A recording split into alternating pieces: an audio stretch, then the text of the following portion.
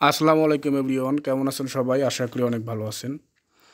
তো অবশেষে আমাদের বহুল প্রতীক্ষিত যে সার্কুলার, অর্থাৎ প্রাথমিক বিদ্যালয়ের সহকারী শিক্ষক নিয়োগের যে সার্কুলার, এটি প্রকাশ করেছেন আজকে। এখানে আবেদনের যোগ্যতা, অর্থাৎ মানে কি লাগবে, কীভাবে কোন যোগ্যতা থাকলে আবেদন করতে পারবো আমরা, কি প্রিপারেশন নেব, কিভাবে কি করব হলে আমাদের চাকরিটা হবে, এই সম্পূর্ণ বিষয় নিয়ে আমরা এই ভিডিওতে আলোচনা করব। তো চলুন ভিডিওটি শুরু করা যাক।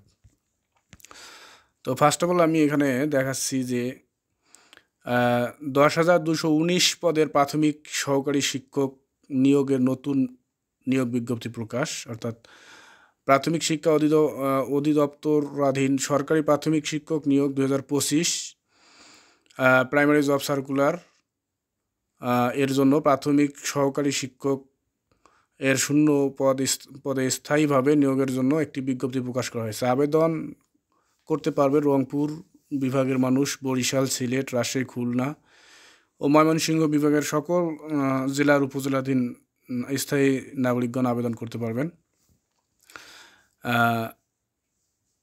আর বাকি বিভাগগুলো আবেদন করতে পারবেন না, অর্থাৎ এই 6 বিভাগের প্রথম ধাপে নিয়োগ বিজ্ঞপ্তি দিয়েছেন।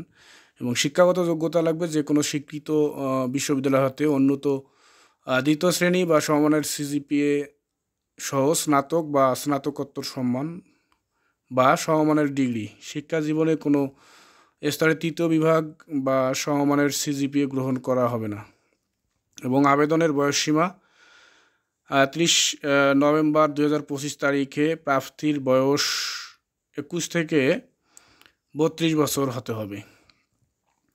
এবং আবেদনের সময়সীমা হচ্ছে আবেদন গ্রহণের শুরুর তারিখ 8 নভেম্বর 2025 সকাল 10:30 এই সময় হতে, এবং আবেদনের শেষ তারিখ হচ্ছে 21 নভেম্বর 2025 12টা পর্যন্ত। আবেদন প্রক্রিয়া ও ফি জমাদানের যে সময়সীমা, এটা এখানে মানে কত টাকা লাগবে, কত টাকা চার্জ, সেখানে এটা বলা আছে যে আগ্রহী প্রার্থীরা অনলাইনে এই ঠিকানার মধ্যে ওয়েবসাইটে প্রবেশ করবে এবং এখানে আবেদন করবেন। আবেদনের ফি 100 টাকা এবং টেলিটকের চার্জ, সার্ভিস চার্জ ও ভ্যাট সহ 112 টাকা সহ মোট টাকা ব্যয় হবে 112 টাকা। 24 ঘন্টার মধ্যে পরিশোধ করতে হবে। আর এই যে আমাদের সেই সার্কুলারটি, এখানে পদের নাম একদম সুন্দরভাবে বলা আছে। সহকারী শিক্ষক, বেতন স্কেল 13 গ্রেডে পাবে 11,000 থেকে 26,550 টাকা। পদসংখ্যা হচ্ছে 10,219। এখানে বিস্তারিত দেওয়া আছে। তো এই বহুল প্রতীক্ষিত সার্কুলারের অপেক্ষায় আমরা সবাই অপেক্ষা করছিলাম।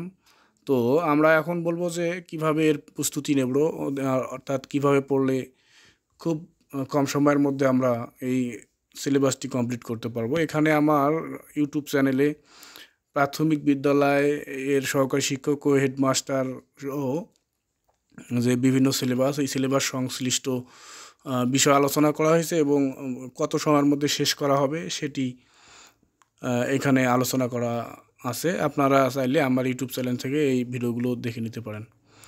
তো আজকের ভিডিওটি এ পর্যন্তই। ভিডিওটি ভালো লাগলে অবশ্যই চ্যানেলটিকে সাবস্ক্রাইব করে পাশে থাকবেন।